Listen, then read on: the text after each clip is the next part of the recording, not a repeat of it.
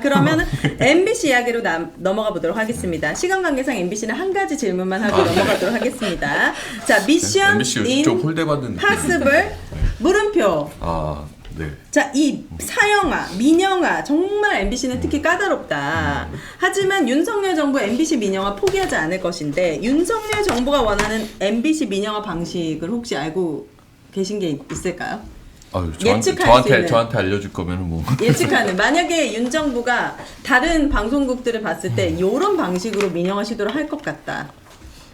쉽지 않아요. 쉽지 않고 그러니까 MBC 민영화 방안이라는 게 2012년 그러니까 국정원 정상화 전략 시나리오 네. 저희는 이제 MBC 장악 시나리오라고 했던 거기에 몇 가지 안들이 올려져 있긴 해요. 그래서 첫 번째 안으로는 이제 지방 MBC를 광역화 해갖고 저희가 이제 지방 16개 MBC가 같이 있거든요. 그거를 이제 광역화를 해서 그거를 지방 MBC에 매각해갖고 정수장학회 지분을 인수한 후에 뭐 우리사주조합과 국민주 형태로 매각. 이 안은 현재 자산 규모에 맞춰 유상증자를 실시하고 신조 발행을 통해 인수자 공모. 세 번째는 이제 방통심의 아까 말했던 방통심의의 외국 보도 제재를 축적해서 네. 방송 제어가 거부를 한 다음에 폐업 후에 자산 매각 방식으로 신규 사업자 인수 추진. 이런 뭐 세 가지 안들이라고 만들어 놓겠는데 무슨 말인지 잘 모르겠잖아요. 전혀 모르겠어요. 네. 사실상 이제 MBC의 지분 구조가 방송문화진흥회라는 공적 소유 구조가 이제 70%를 갖고 있고 네. 30%는 이제 사실상 이제 박근혜 전 대통령이 사장 그러니까 주인으로 돼 있는 정수장학회가 30%를 갖고 있어요. 네. 근데 이거 약간 역사적인 맥락상에서 정수장학회가 30%를 갖고 있는 거지 MBC에 대한 어떤 지배권이나 이런 걸 전혀 하지 않고 있거든요. 근데 이걸 만약에 민영화한다고 하면 이 정수장학회 지분 30%를 어떤 식으로든 뭔가 챙겨줘야 된다고 준단 말이에요. 그러면 MBC의 자산을 재평가하면 얼마가 될지 알 수가 없어요. 적게는 뭐 10조라고 얘기하는 사람도 있고 더 많을 수도 있고. 네. 그럼 거기에 30%를 어떻게 정수장학회 3조.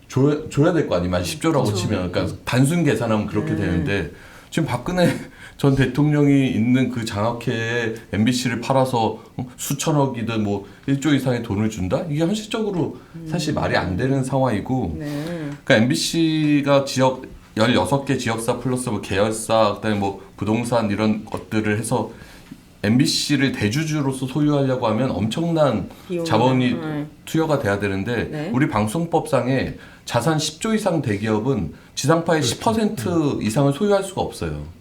그러면 자산 10조가 안 되는 기업들이 네. 몇 조 원을 들여서 MBC를 사들여야 되는 삼성, LG 이런 사람들 못 사는 산다는 거죠? 거예요. 그러면 그런 대기업이 아닌 그보다 이제 적은 기업들이 MBC에 그만한 돈을 투자해서 수익을 얻을 수 있나? 이게 현실성은 불가능하다는 거죠. 같은 언론사에서는 못 사요? 같은 언론사 못 사죠. 예. 아, 그래요? 뭐 TV조선이 내가 사겠다, YTN이 좀 사겠다 이래도 안 돼요? 제한이 있죠. 30%인가? 30%. TV조선이 이만큼의 그 수조 원을 3조. 투자해서 MBC를 산다라는 게 현실적이지 않잖아요. 그래서 이게 사실상 MBC 민영화는 좀 쉽지 않은 방법이긴 한데 네. 하여튼 이 정권이 너무도 무도하고 끊임없이 MBC 민영화를 압박하기 때문에 저는 과거에 국정원이 몰래 만들었다가 적발됐던 이런 시나리오들 말고 별개의 시나리오를 계속 고민하고 있을 거라고 봐요. 그래서 어떻게든 MBC를 축소시켜서 쪼그라들게 만든 다음에 이걸 뭔가 민영화시킬 수 있는 방법이 없나? 네. 그래서 뭐 광고로 탄압을 하든 방통심의 제재를 통해서 뭐 제어가를 갖고 압박을 하든 일단은 MBC를 최대한 줄여놓고 그 다음에 뭔가 판매를 하려고 생각할 수는 있겠다. 근데 네. 이런 과정 하나하나가 엄청난 내부의 저항과 사회적인 논란이 되는 상황이어서 네. MBC 민영화는 사실상 불가능하다라고 보는데 저희는 내부적으로는 네. 끊임없이 대비하면서 네. 이 무도한 정권이 또 MBC를 어떻게